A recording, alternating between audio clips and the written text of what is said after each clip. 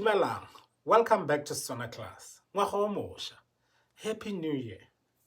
Today we are going to learn 5 most important phrases that you should know when you are starting to speak Setswana. We are going to learn these phrases in their formal way and informal way. So the number one phrase that you should know when you are starting to speak Setswana or learning to speak Setswana is Dumelang. Dumelang.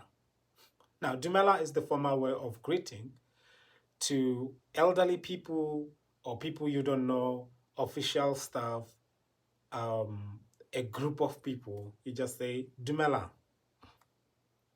Letsogile jang. Letsogile jang. Letsogile jang simply means how are you, or direct translation, how did you wake up? Letsogile jang.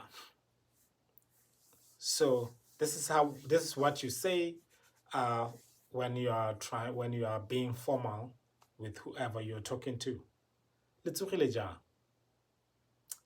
I feel like I should add that whenever you are addressing elderly people in Botswana, you address them as if you are talking to 2 or more people. So when you are being formal, just make sure that you make your statement, or you're addressing that person in a plural manner. The third phrase is Retsogile. Retsogile. Retsogile is another formal way of saying I'm fine or I woke up fine. Batsogile jang ko lapeng. Batsogile jang ko lapeng. Batsogile jang ko lapeng is also another formal way of asking about the family's wellness. How did the family wake up? Or how is the family?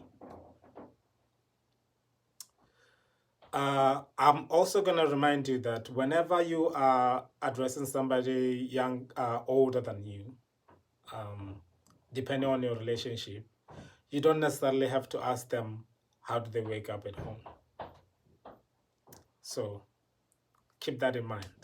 It will save you lots of embarrassment. The number 5 phrase you're going to learn is Badumele. Badumele. Badumele is when you are sending greetings to whoever you're talking to.